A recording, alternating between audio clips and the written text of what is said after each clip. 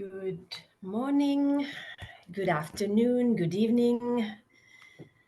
Thank you very much for joining this second multi-stakeholder webinar held in the lead up to the 4th International Conference on Small Island Developing States, or SIDS4. Updates and views on the Zero Draft Outcome document, which is being organized by UNDESA as the conference secretariat. I'm very pleased to welcome you all. We have almost 600 people who have registered to attend this webinar from all around the world. And we thank you for being here despite the potentially late hour in your corner of the world.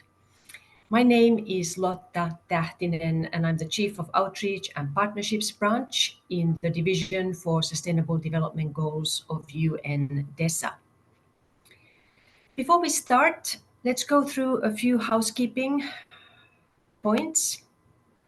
First of all, as you have seen, we are recording this webinar, and we will be making available the recording and all relevant information with the participants and the event website afterwards.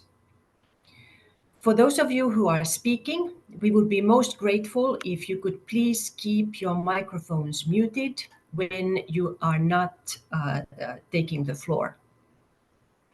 Also, we kindly ask all participants to make sure that your microphones are muted.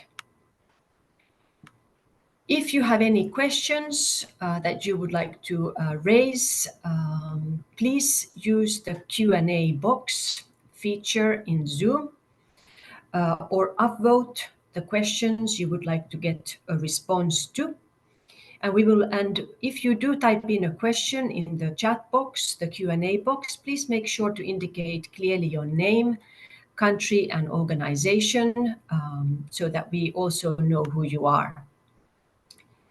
Throughout this webinar, my colleagues will be posting relevant links in the chat box to help you find all the information you need on the conference website. And lastly, if you are on X or the former Twitter, please tag us using our @SASTDev account. So colleagues, a few general reminders. As you all know, the 4th International Conference on Small Island Developing States will be held this May from 27 to 30 May in St. John's in Antigua and Barbuda, under the overarching theme of charting the course toward resilient prosperity.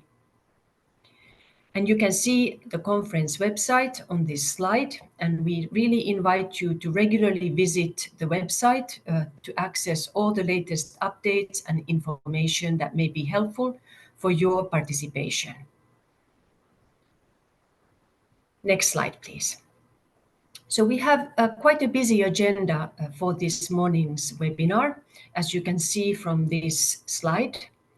We will start by hearing remarks from the co-chairs of the SIDS4 Preparatory Committee, the permanent representatives of New Zealand and the Deputy Permanent Representative of Maldives, who will share with us some insights and updates regarding the intergovernmental negotiations on the conference outcome document, which have kicked off here in New York.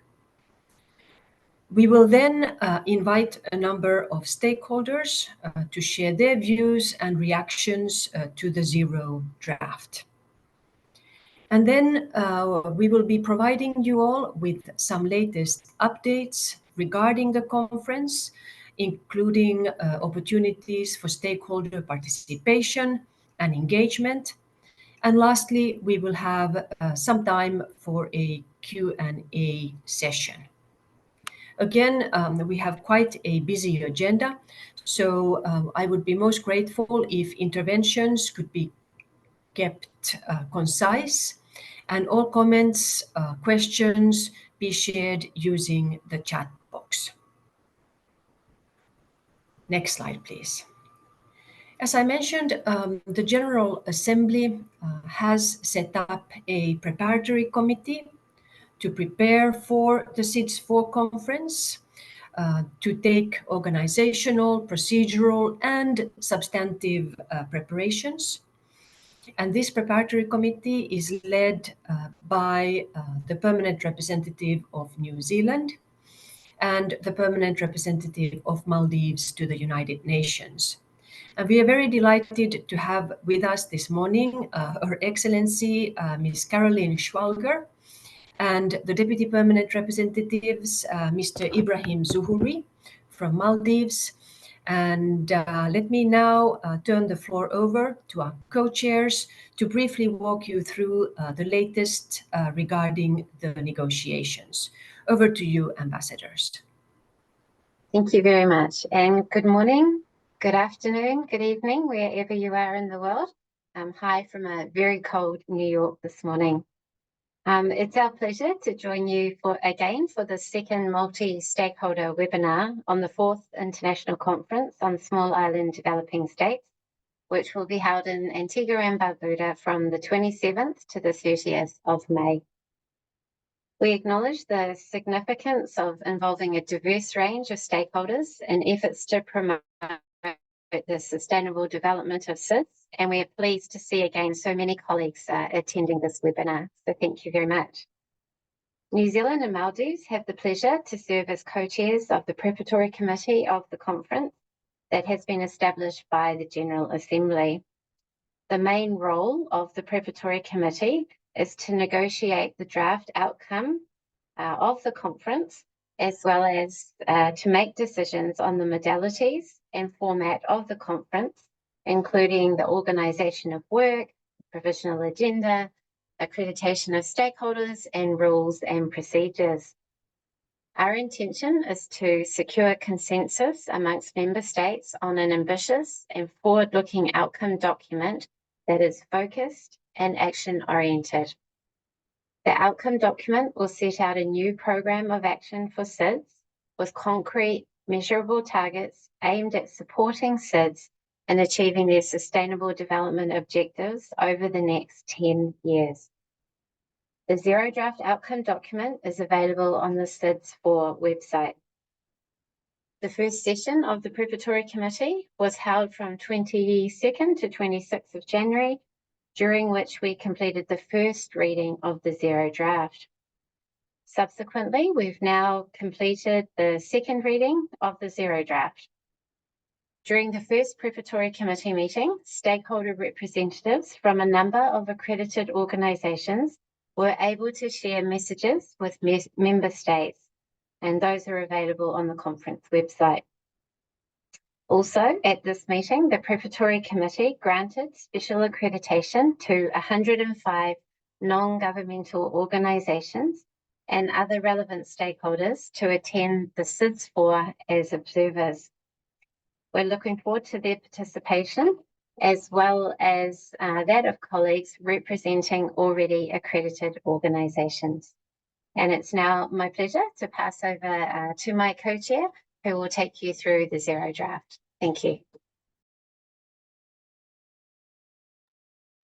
Thank you, Ambassador, and thank you everyone for joining us from different parts of the world. The second Preparatory Committee session will be held from 1 to 5th April, and there will be informal discussions among member states on the Zero Draft leading up to the second session. As co-chairs of the Preparatory Committee, we will continue working together to identify areas of convergence so that we can reach an agreement on the outcome. Let me walk you through the structure and content of the Zero Draft. The Zero Draft has 5 sections. Section 1, the SIDS story. This section includes what has been achieved and what remains to be achieved in the implementation of Samoa Pathway. Section 2, what do SIDS want? This section provides an overview of key SIDS priorities under the economic, social, and environmental dimensions of sustainable development and has 4 areas: resilient economies, safe and prosperous societies, a secure future, and environmental protection and planetary sustainability. Section 3 is what we call How Do SIDS Get There? This section identifies the specific actions that would help SIDS achieve resilient prosperity within the next 10 years. It covers access to finance, scaling up climate finance, strengthening data collection, science, technology, innovation, and digitalization, productive populations, and finally, partnerships.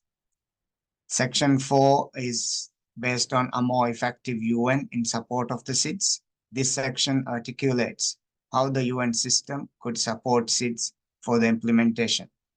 And finally, Section 5, monitoring and evaluation. This section outlines approaches for monitoring and evaluation of SIDS agenda for the next 10 years. We look forward to hearing your views on the Zero Draft. And again, once again, I thank you on behalf of the co-chairs.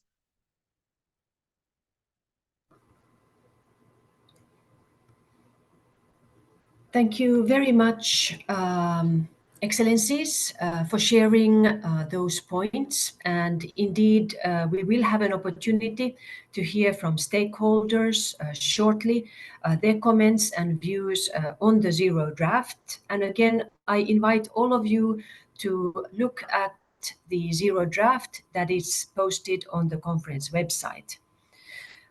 So now let me give the floor to my colleague Nayara Costa, who is a Senior Sustainable Development Officer in DESA's Division for Sustainable Development Goals, to run us through the next part of this webinar. Nayara, over to you, please.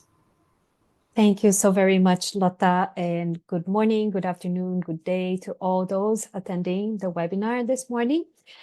We want to invite, we have just reached 200 participants live in the webinar, so welcome to all of you.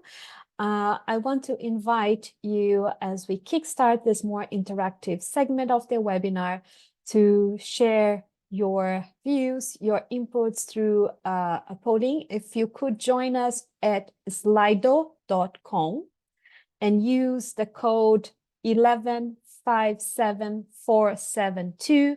If you have your mobile phones in your hands, you can also check the QR code, and then you can go to the polling, and then you can help us and answer a question that we have for you. As a stakeholder, how do you plan to use the new SIDS program of action to support resilience and sustainable development in SIDS? This is an effort that member states are now working and crafting the new SIDS program of action, and we will need all hands on deck to support its implementation. So in your views, how do you plan to use the new SIDS program of action to support resilience and sustainable development in SIDS?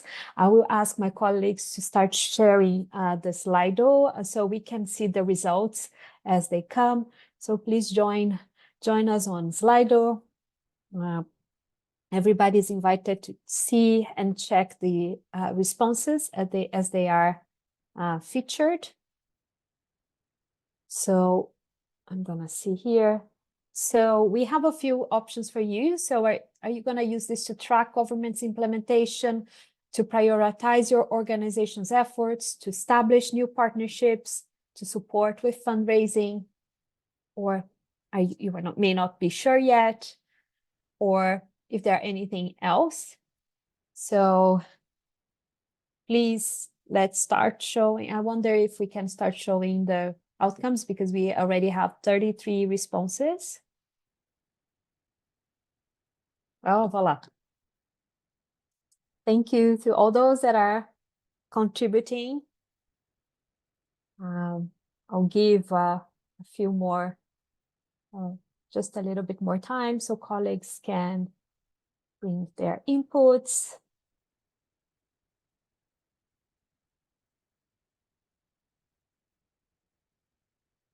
Let's see if we can Oh, we are almost getting 50 responses. Okay, we just got it. Yes.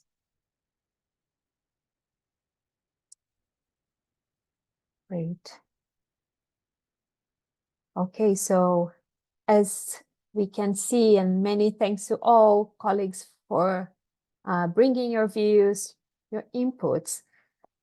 We can see that this webinar is targeting stakeholders from different sectors, especially non-government organizations, civil society, science colleagues, indigenous peoples and community, and private sector representatives and many others. And we can see that the new SIDS program of action will be a strong tool for advocacy and outreach, but also a strong tool to establish new partnerships. It is very interesting to see the interest of your organizations in aligning and using this to prioritize your efforts in your organization. And we can see that some of you are also planning to use this to track government's implementation. So let me, maybe we can see, just scroll down a little bit. Yeah, and even as a tool to support fundraising. I see that some of you are still unsure, but we have a few months to go until we get to Antigua and Barbuda, and you will be able to strengthen your plans until then. We will stop the share this. I mean, it will remain open. Please feel free to keep adding your inputs to the Slido, and we will move now to the next segment of the webinar.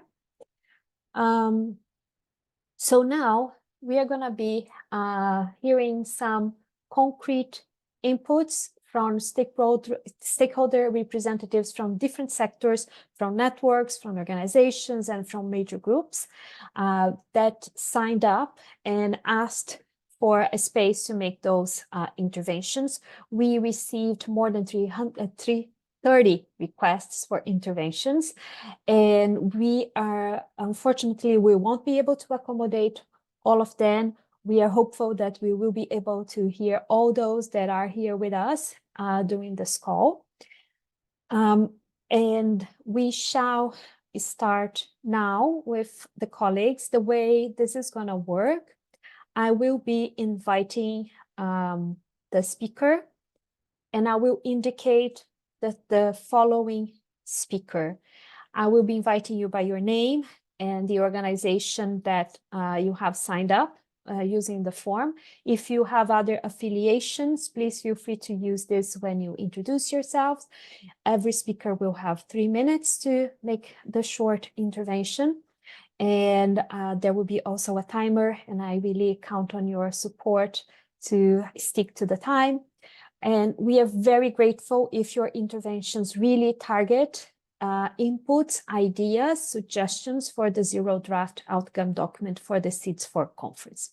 So without further ado, let me invite Ms. Michelle Maiku. She's from the International Science Council and the University of the West Indies in St. Augustine in Trinidad and Tobago. And she will be followed by Dr. Nicola Bird from the Integrated Health Outreach, IHO. And Professor Maiku, you have the floor. Thank you. Good morning and thank you. I represent the International Science Council this morning, but I am also Professor of Urban and Regional Planning at the University of the West Indies, St. Augustine, Trinidad. I also sit on a number of UNESCO committees. I'm the Vice President of UNESCO Management for the Social Transformation, and I'm also part of the Future Earth Course Academy. So I wear many hats, and it's my pleasure to address the webinar in my capacity as the SIDS4 Committee member for the ISC. Let me make a few key statements out of the exercise we undertook at the International Science Council.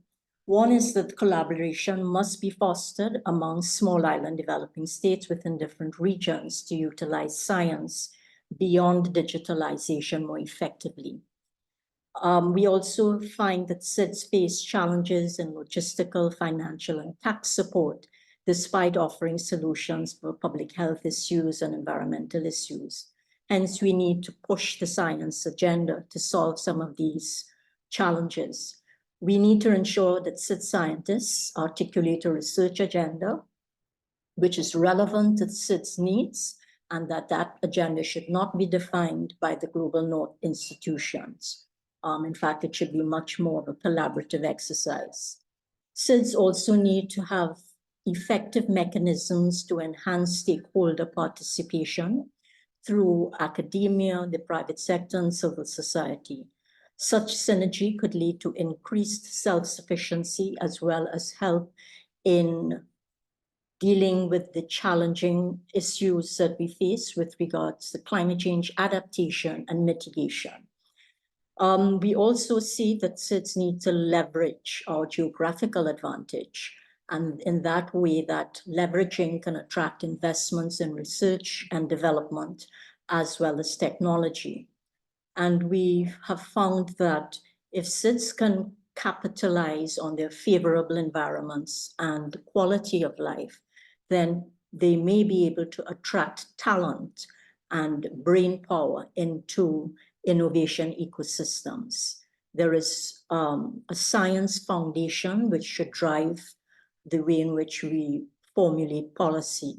And so we have teased out some of these key statements to influence the research agenda, the actions that are necessary to move forward to deal with crises such as climate change and other public health issues.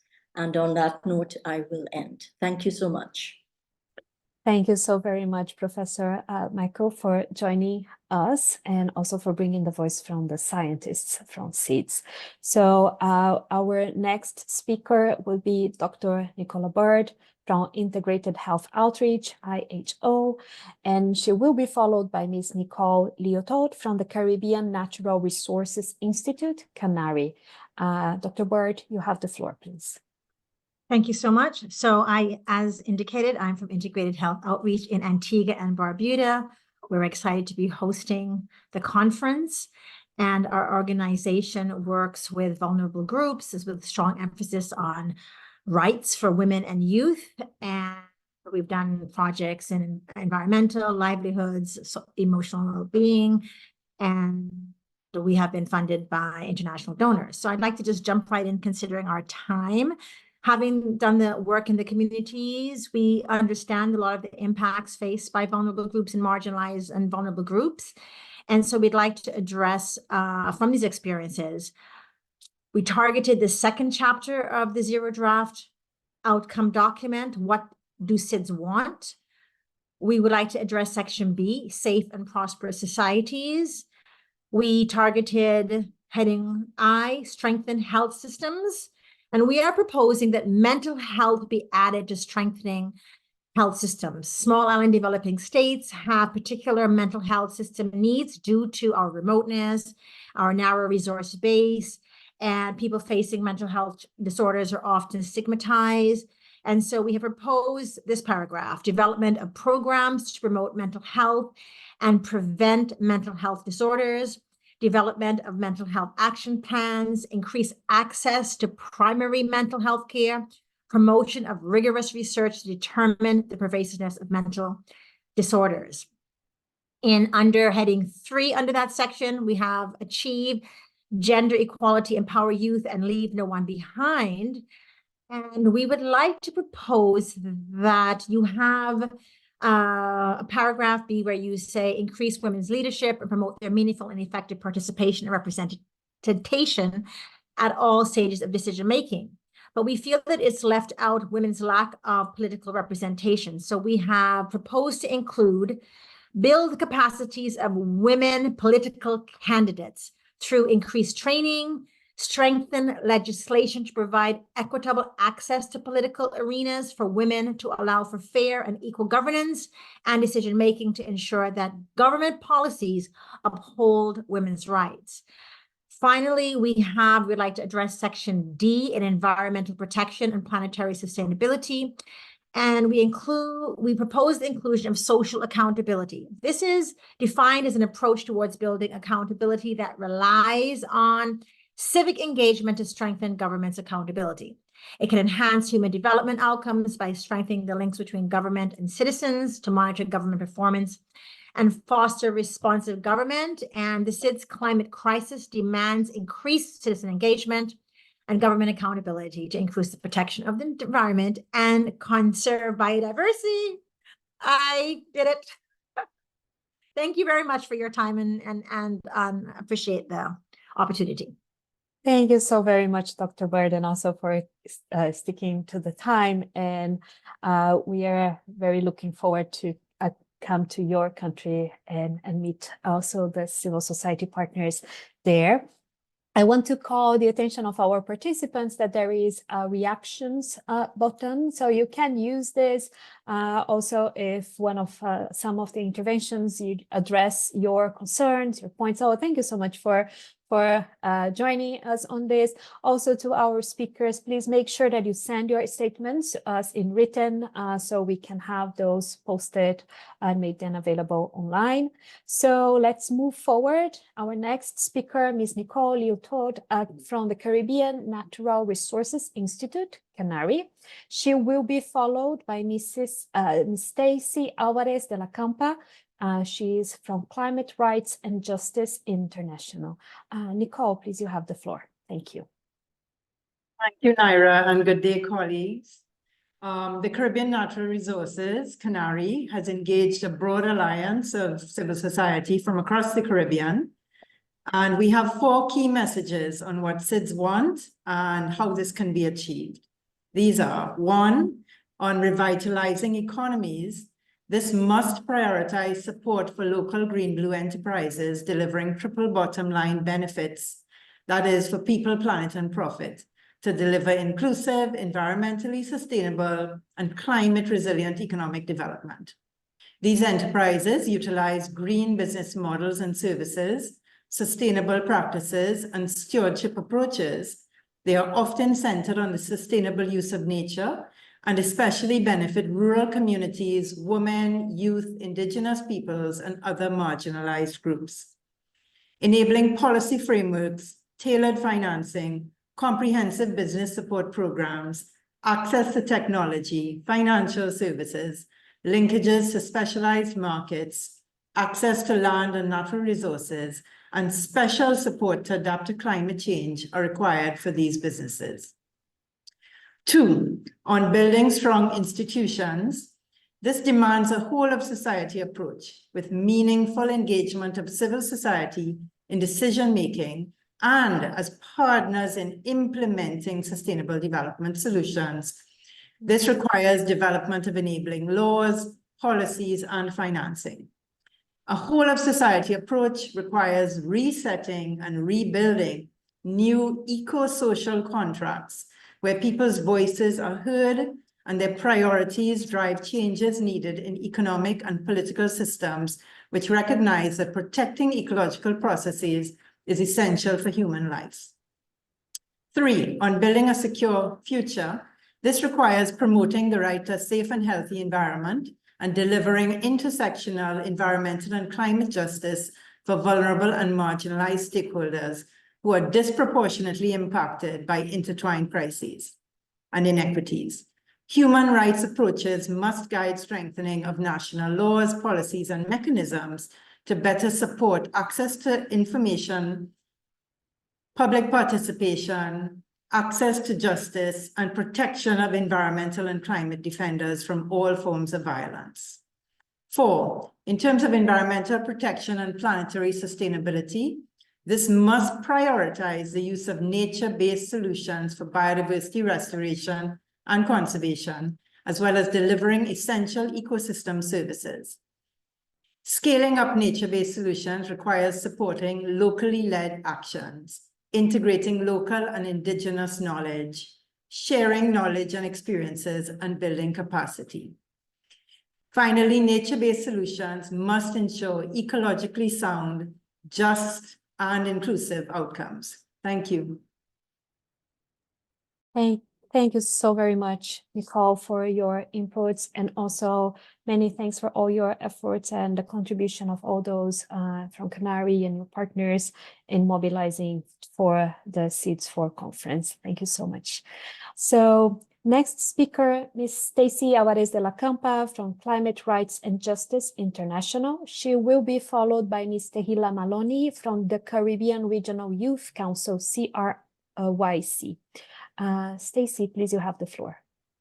Thank you so very much, and thank you for the opportunity to deliver this intervention.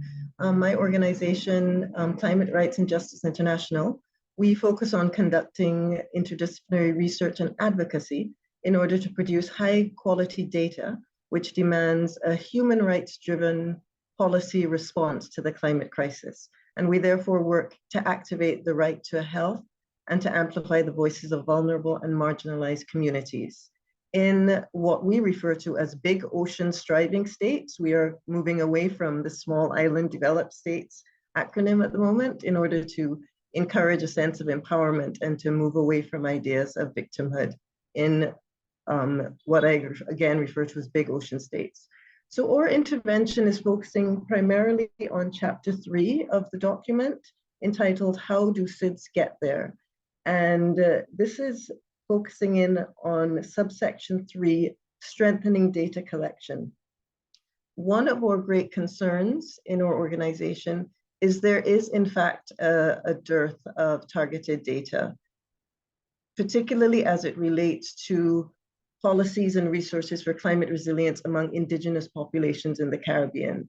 So our concern is that in this section regarding data collection, there is no specific mention of indigenous populations, and there's no specific mention of other marginalized communities. And we know that indigenous populations worldwide are more socially and economically marginalized, and therefore more vulnerable to the effects of climate change.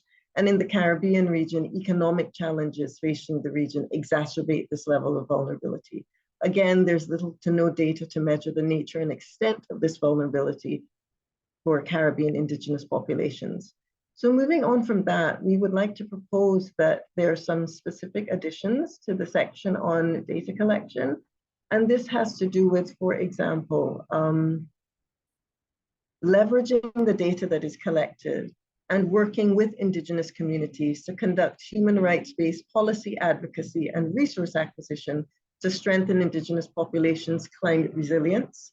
We also are going to advocate the addition of a section covering making the high quality data freely available to indigenous communities and to climate activists and to decision makers, as well as litigants in national and international forums, to fill the data gap and to enhance the access to climate justice and bolster the impact of litigation strategies. We then also want to add to the document, or propose that it be added, that there's a focus on amplifying indigenous people's invaluable traditional wisdom through the data collection about the natural environment as it relates to climate change. So I'll round up there, and thank you so very much for the opportunity. Thank you so much, Stacy, for your views, for your inputs, and also for focusing so much on the how to reach the goals that you just highlighted. Thank you so much again. Next speaker is Ms. Tehila Maloney from the Caribbean Regional Youth Council. She will be followed by Mr. Thomas Hedberg from the International Medical Crisis Response Alliance. Tehila, please, you have the floor.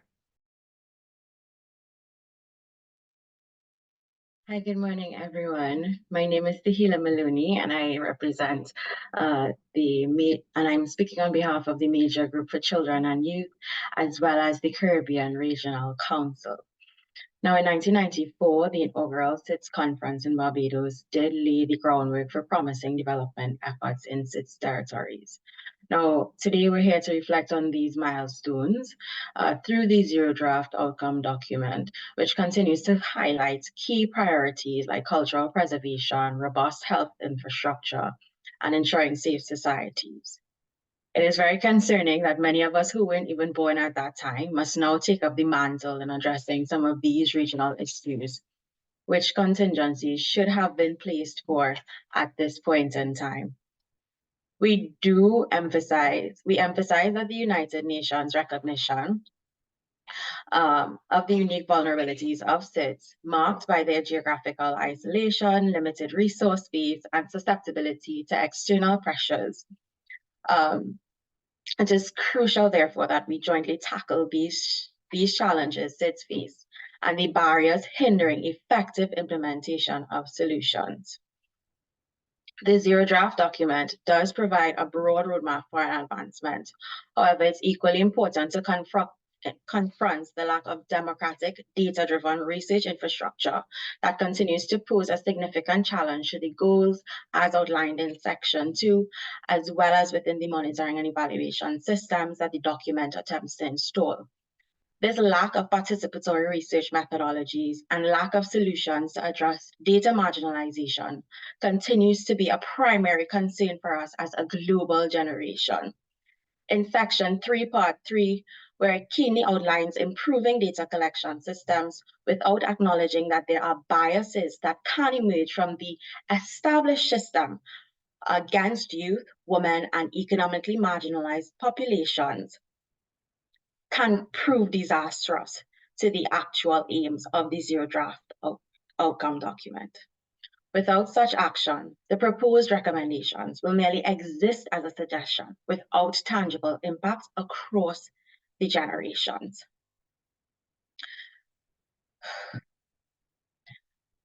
Furthermore, we must acknowledge that the significant challenges posed by climate change and economic stability, as outlined in What SIDS Wants, can lead to social deterioration in many island communities.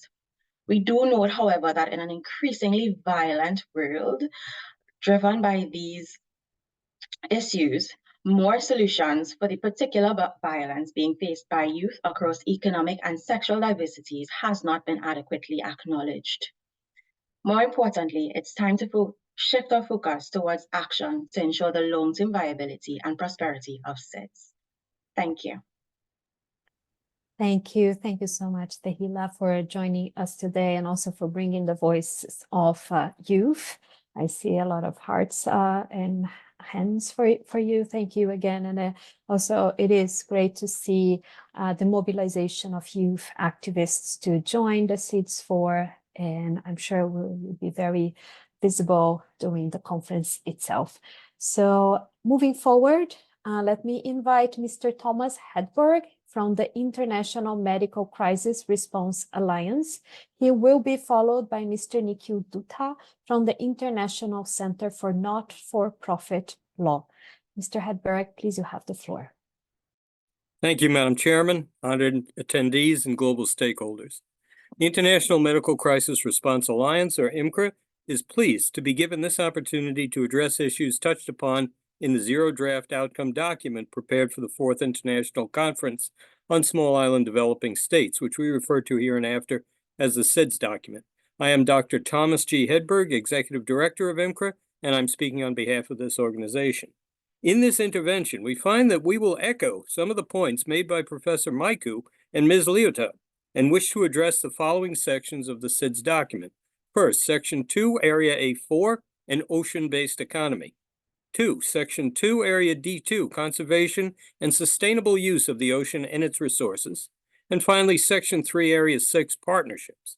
So first, regarding Section 2, Area A4 and Section D2, we wish to note, in addition to the good points made in the SIDS document, that scientifically informed conservation of fragile oceanic ecosystems in the waters surrounding small island nations is absolutely essential to maintaining a healthy ocean-based economy, both now and in the future. In cases that we have seen previously, small national economies dependent on oceanic bounties have looked to short-term utilization of available resources for short-term economic gain without extended planning for maintaining renewable ecosystem health. In certain cases, this has included the use of fish bombs and other technologies which have seriously impacted the health of local fisheries, as well as irreversibly damaging the coral reefs many of these ecosystems are dependent on. Ultimately, we find this rebounds negatively to the overall health of the human communities involved. Thus, we wish to draw the attention of conference delegates to the absolute need for SIDS nations to engage reputable marine ecologists and conservationists as advisors when conducting long-range plans for oceanic resource utilization. Now, regarding Chapter 3, Section 6, we wish to note that in addition to the good points made in the SIDS document, SIDS nations occupy an important position globally due to the oceanic ecosystems they have stewardship over. In many cases, these ecosystems are unique in terms of species diversity and may include breeding grounds and other locations integral to the health of both individual species as well as larger global ecosystems. Accordingly, national partnerships with large scientific and conservation organizations will provide both guidance for national planners as well as potential funding sources for SIDS efforts at marine and littoral conservation. When ecosystem conservation is shown to be a national focus, the global attention of multiple funding sources can be both merited and achieved to the benefit of the SIDS nations involved. We thank you for your attention. Thank you. Thank you so very much, Dr. Hedberg, for your inputs, also for highlighting the role of the ocean. This is also very, very important. I see several reactions coming to you. Moving forward, we have Mr. Nikhil Dutta from the International Center for Not-for-Profit Law. He will be followed by Ms. Gia Virginia Gaspar-Taylor from the Network of Rural Women Producers from Trinidad and Tobago. Mr. Dutta, please, you have the floor. Thanks so much, Naira. Thanks also for this opportunity to present this intervention and for the work of all those assembled here to develop this really compelling draft of the outcome document. My name is Nikhil Dutta. I'm a senior legal advisor at the International Center for Not-for-Profit Law, or ICNL. For more than 30 years, ICNL has worked to promote an enabling environment for civil society in more than 100 countries around the world, including small island developing states.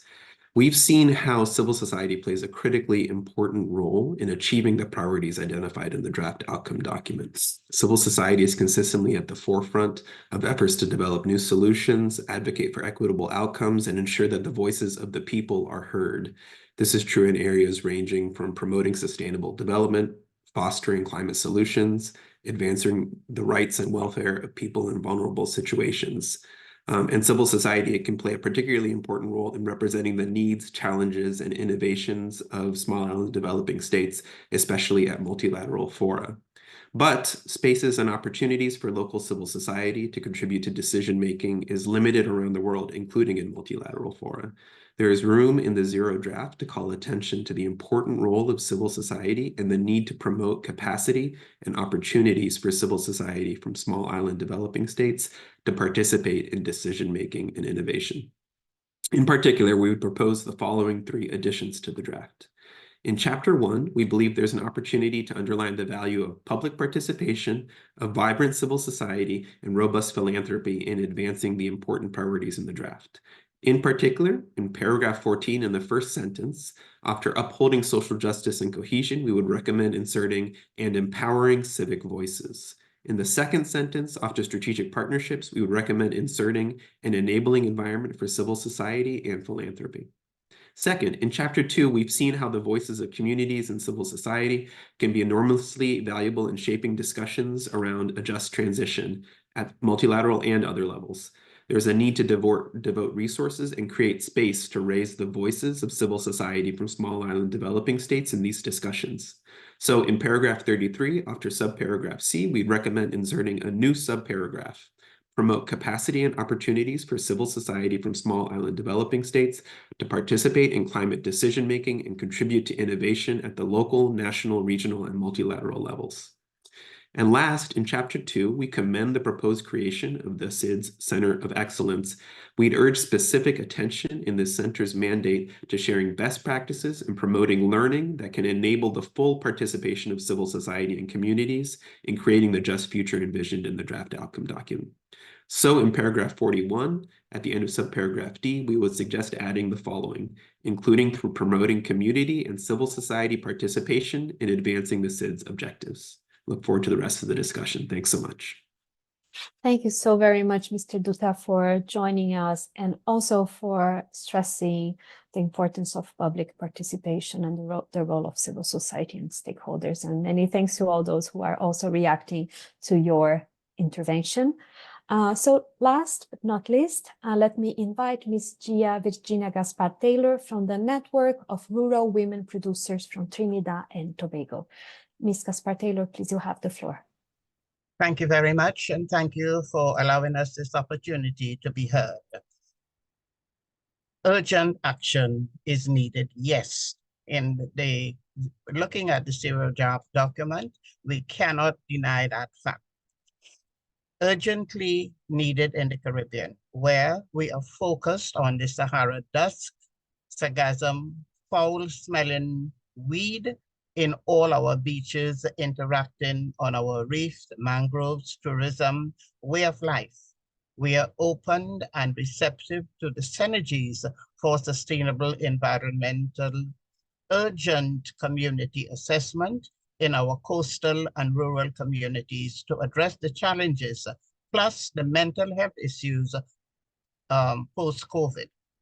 We work with 129 police youth clubs throughout Trinidad and Tobago for environmental stewardship and technology enhancement.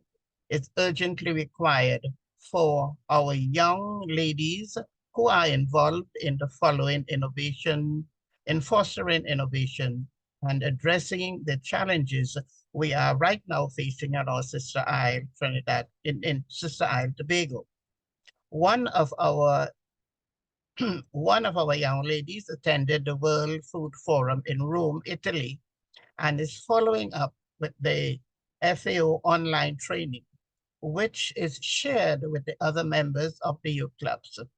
Another represented us at the UNESCO WSIS World Summit Award in Pueblo, Mexico in April. She is networking on technology enhancement for data-focused decision-making on SIDS, as both these young ladies have emerged as youth ambassadors, one for agriculture and the other for the World Summit Award of Trinidad and Tobago.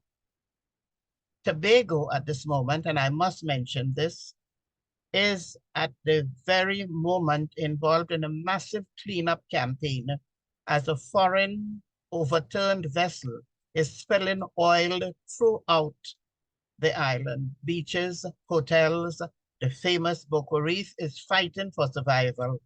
Tourism, the fisher folks, land, water, agriculture, and of course our air, just to name a few, as we have called on the national and international community for help for this small island state.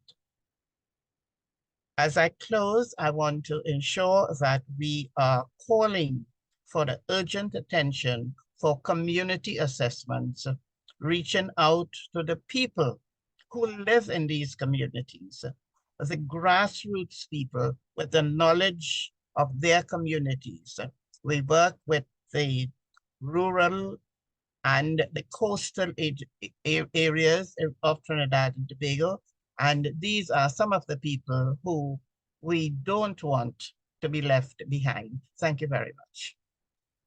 Thank you so very much, Ms. Gaspar-Taylor, for joining us and also for sharing the very hands-on and all the innovations that are done and implemented on the ground. Thank you so much for joining us today. So colleagues, we have reached the end of our list of speakers.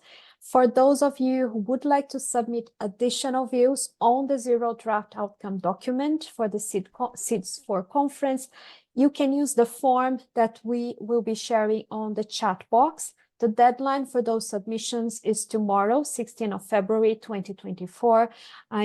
Please take a look also at the criteria for the submissions to be considered. And yeah, thank you so very much again to all those who joined us. At this point, I would like to invite Ambassador Caroline Schwager and also the Deputy Permanent Representative from the Maldives, Dr. Ibrahim Zuhouri, for any comments, any feedback you may have on the inputs that were just received from the stakeholders, and before we move to the next point of the agenda.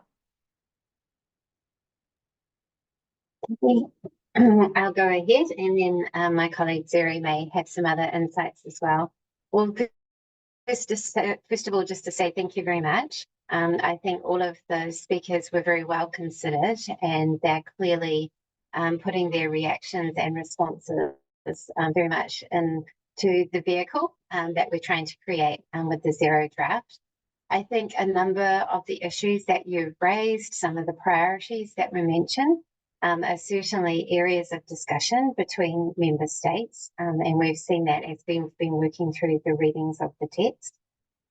We are here listening and absorbing, hearing your priorities to make sure that we can help them be reflected into the final outcome document.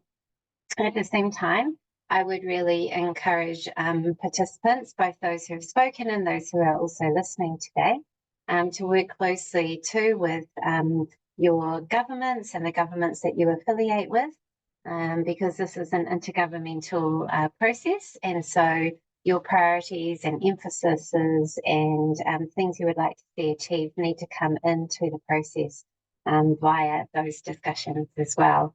I won't go into specific issues. I don't think we really have time to do that, but it may be that Zuri would like to pick up one of those himself. But yeah, that's some initial reactions from me. Thank you very much.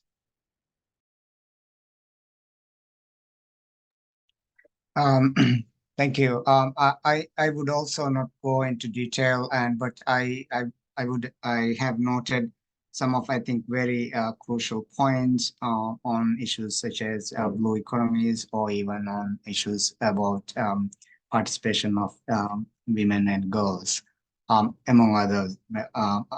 One of the perhaps one additional comment I would like to make is, while highlighting the importance of working with the government, is that also emphasize on through your network as well, this document is for the SIDS.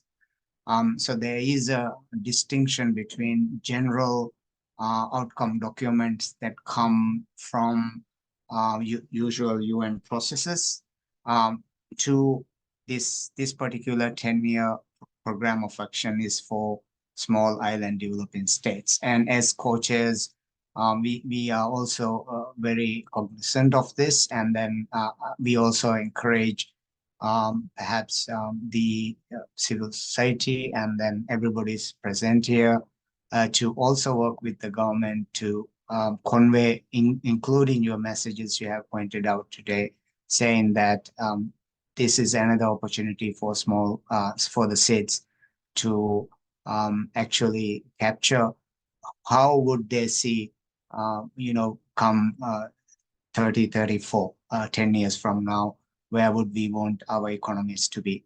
That is what I want to say, and I just want to echo what Ambassador Caroline has said, that we are listening, we are taking notes, and as coaches, we are always very positive, and also we will try to include your suggestions. Thank you again.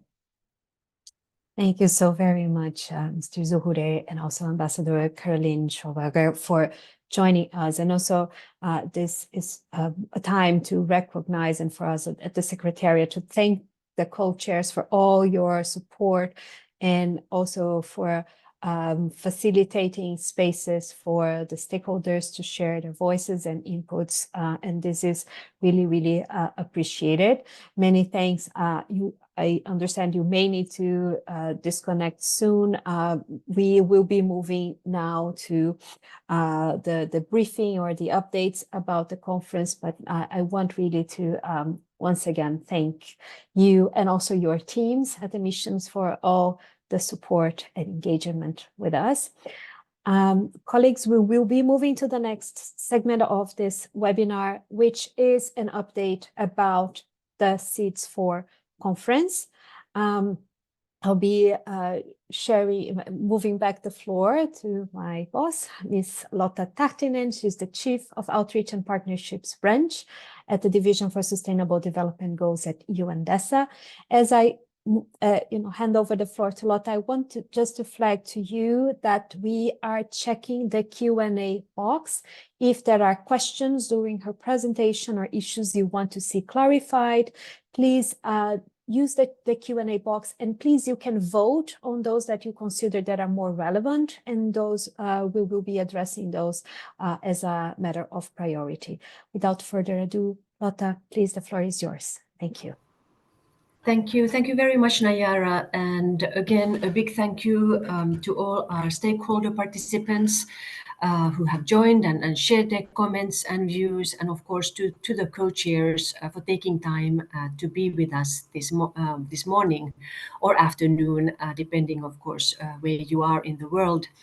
So now we will hear, I will give you a few updates regarding the upcoming SIDS conference, which will be held in Antigua and Barbuda from 27 to 30 May at the American University of Antigua and Barbuda campus area.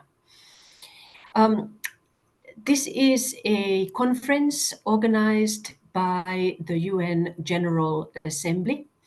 Therefore, the Assembly has also set the parameters, the format for this conference in related documentation and resolutions.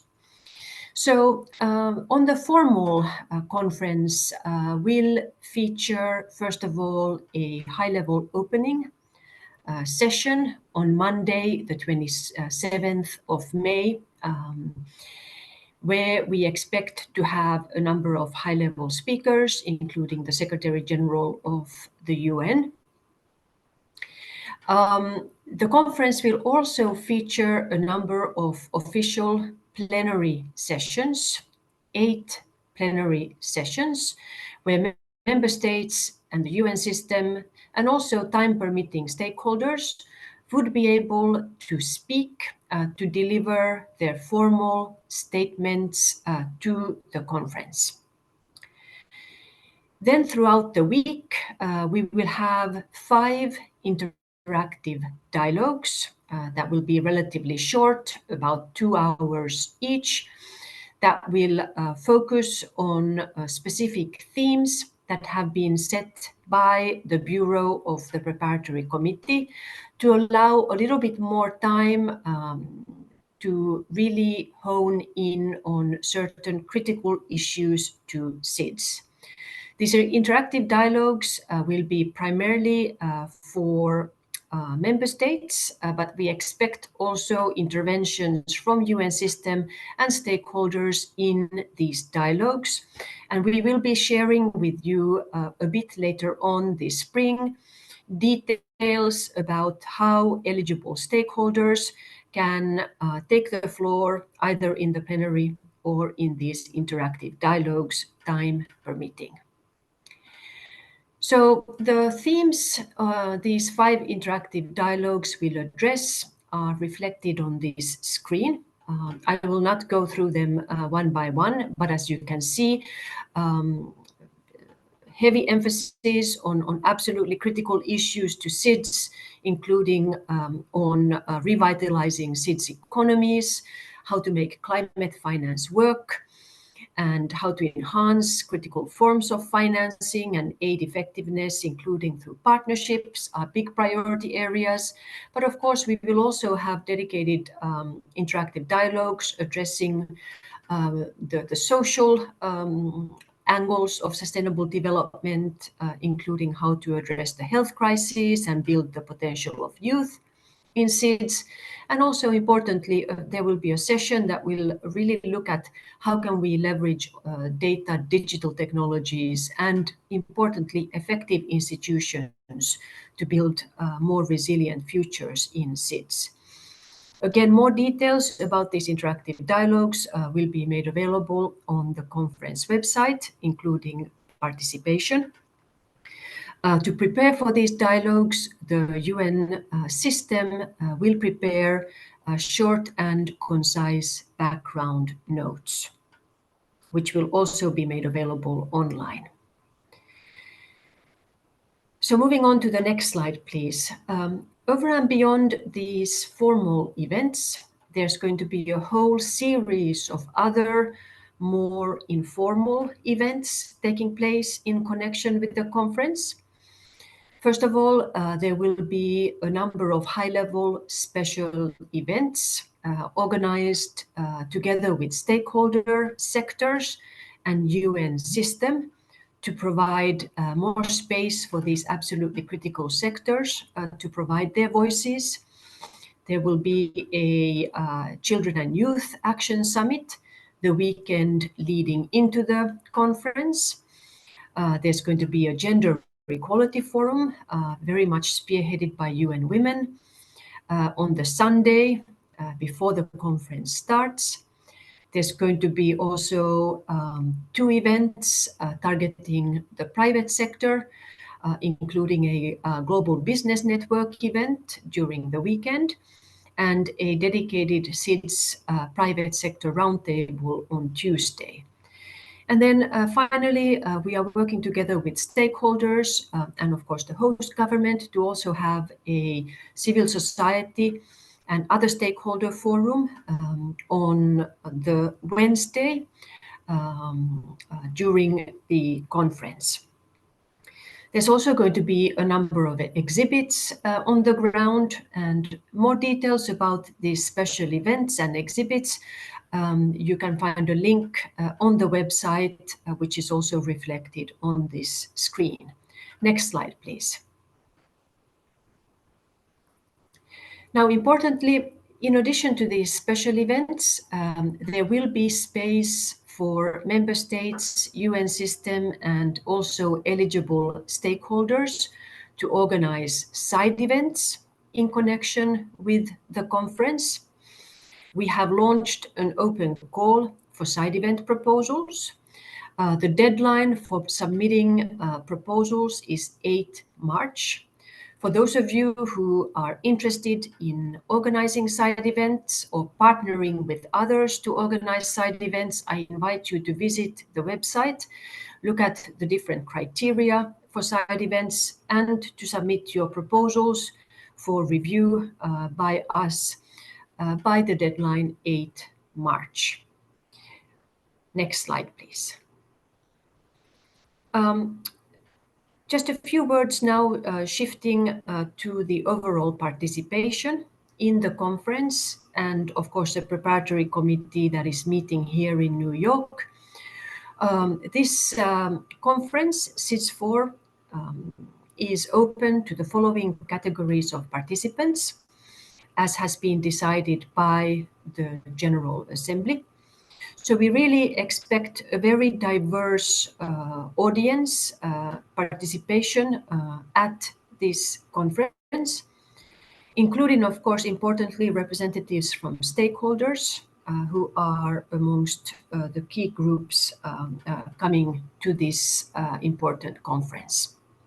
More details you can find out from the conference website, including details on how these different categories can take part in the different proceedings. Next slide, please.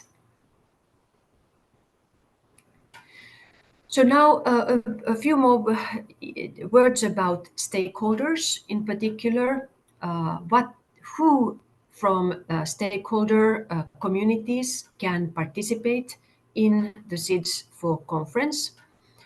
Firstly, this conference is open to those NGOs and major groups and other stakeholders who are already in consultative status with ECOSOC. We have thousands of NGOs that do enjoy consultative status with ECOSOC, and this conference is open to all these organizations. Secondly, participation is possible for those NGOs who were accredited to the 3 previous UN conferences held on SIDS, including the latest one that was held in 2014 in Samoa. So if your organization was accredited to any of the 3 previous SIDS conferences, you can also participate in this upcoming conference. And lastly, this conference is also open to those that have been granted special accreditation by member states to participate in the conference at the January Preparatory Committee session. So we have all these 3 categories of organizations that are eligible to register their participants to come and attend the conference. And more details, again, in this regard, is available on the conference website. Next slide, please. An important step for those organizations, representatives of organizations to attend the conference is registration. You need to be registered through the UN to be able to access the conference premises. We have just opened the registration online for eligible stakeholders, and more details are available on this slide as well as on the website. We have 2 different links that you need to register depending on what organization you work for. We have separate links for those who work for organizations in consultative status with ECOSOC, and a separate link for those who represent organizations who have received special accreditation. Please make sure to check which link you should use when registering to participate. Each eligible organization can register up to 10 representatives to the conference. We need detailed information of each individual who will be coming to the conference. So there will be a number of questions that are being asked, and you need to make sure that you complete this information for every individual that is requesting for registration. Please make sure to register as soon as possible. We will be reviewing and approving the registrations as received on a rolling basis. The deadline for registering to come inside the conference venue is 26 April. Please make sure that you register by this deadline, as there will be no on-site registration for NGOs and other stakeholders possible. So if you miss this window of registration by the deadline of 26 April, unfortunately, you will not be able to come in person inside the venue. So again, I invite you to read carefully the instructions that are available on the conference website. Next slide, please. So now let me shift modes and share with you information about the results of some previous online stakeholder consultations that we have conducted in the lead up to now to mobilize and seek views from stakeholders for the SIDS4 conference. First of all, we did an online global stakeholder consultation to prepare for the regional preparatory meetings that were held for the SIDS4 in the different SIDS regions in July and August last year. And the results of this online stakeholder consultation are available in this publication that you can see on the screen and of course online. And I invite you to take a look at these results, which give a very interesting view that we had received from stakeholders back in July and August. Now, building on this very positive experience, we have also conducted a second online consultation amongst stakeholders that has just completed, where we sought stakeholders' views on the 5 themes of the interactive dialogues.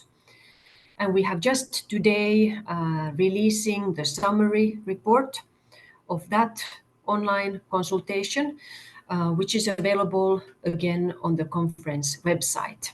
So I invite all of you to take a look at these results of these 2 global online stakeholder consultations we have prepared. Next slide, please. So as I mentioned, there will be opportunities for stakeholders to also take the floor during the formal meetings of the conference. And more details in this regard will be made available on the conference website. And we will also be inviting written statements from eligible organizations to be submitted in connection with the conference. Again, more details will follow on the conference website. So now it's our opportunity to hear any questions that you may have to us. Again, if you do have questions, please use the chat box or the dedicated Q&A box. And please make sure that you do consult the stakeholder page on the conference website, where we have information that addresses many concerns that colleagues may have.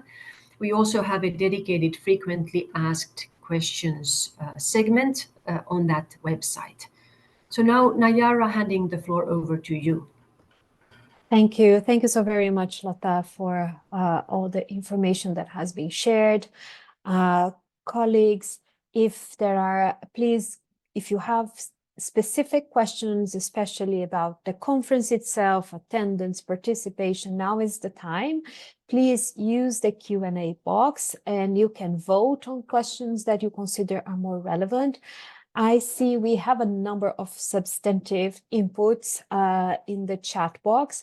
I also will encourage you to, if those are relevant to the zero draft outcome document, please make sure that you share those through the link that we have just shared. And again, this is a focus for non-governmental organizations and other stakeholders that are attending this call. As Lotta mentioned, I want to highlight the side events open call, which closes in March 7, and also that there are several ways to organize side events, including online side events. This could be an option for some organizations as also a way to further mobilize for the conference.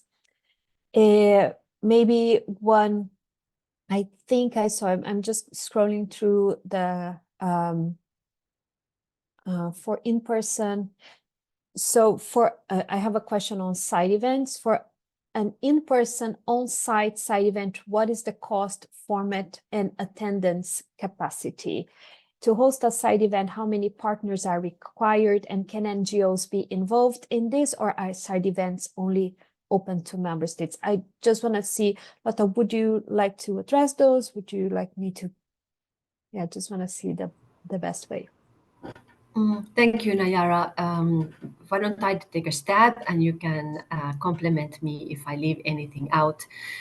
First of all, we do invite eligible stakeholders to also submit side event requests, and we will be making sure that also stakeholder side events are featured inside the conference venue.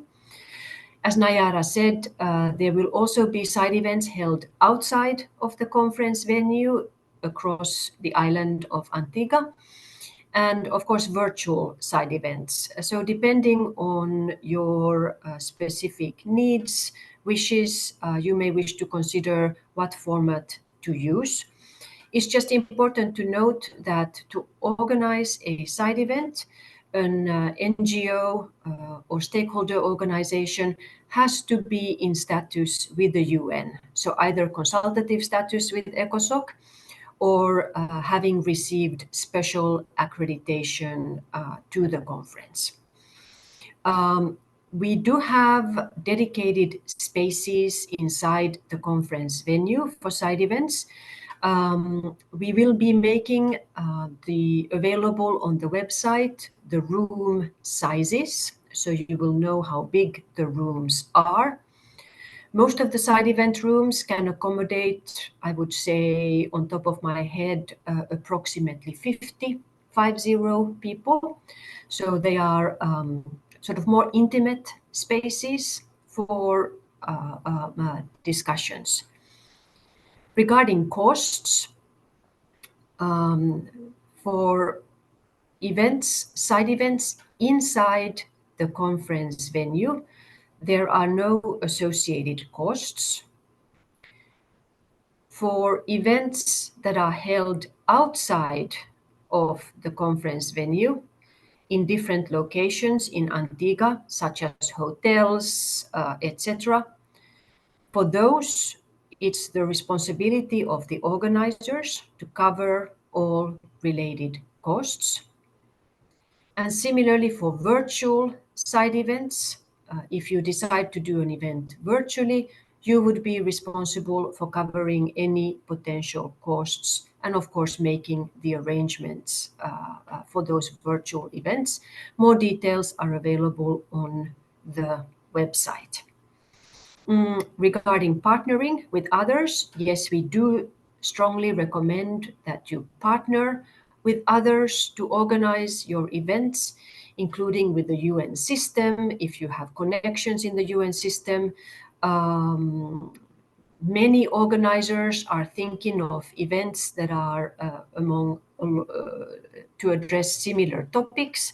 So we really encourage colleagues to build synergies and partner with others when organizing side events. Thank you, Nayara. Thank you. Thank you so much, Lotta.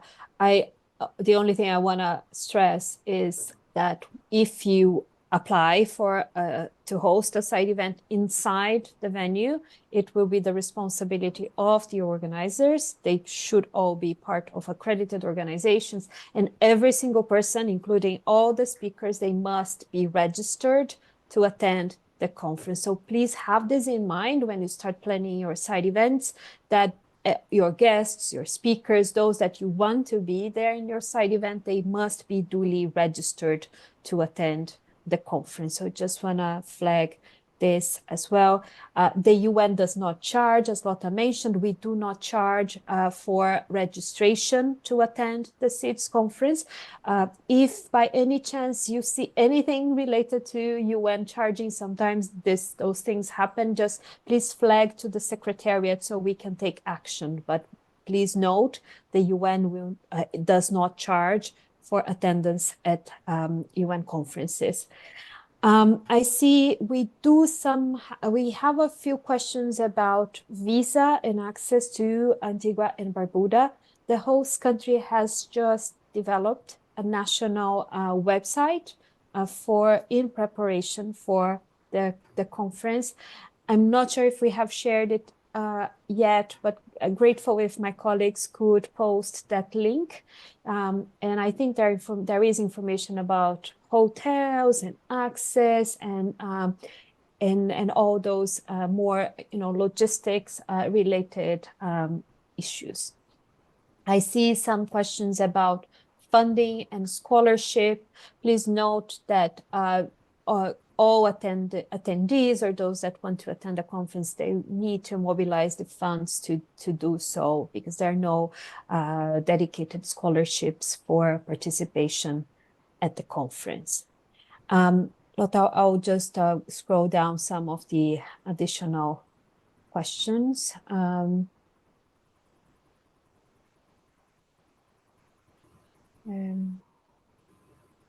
I see some questions still about how to contribute to the zero draft outcome document. Again, we have set up that form. We really encourage you to send your inputs by tomorrow. And there will be a next preparatory committee meeting in early April. Maybe Lotta, you know the dates by heart. Yes, it's the next preparatory committee session will be held from 1 to 5 April here in New York. So it's a duration of 1 week in April, where member states will, of course, continue the discussions on the zero draft. More details about the preparatory committee will be made on the website. We have a dedicated website for the preparatory committee. So we will be posting the program, etc., on that website. Thank you. Thank you so much, Lotta. I still see some questions about side events. The guidelines are posted online. I invite you to go. There is a page about side events, information about side events, and then you have the Google form where you should apply depending on the category. I really encourage participants to take another look at those guidelines.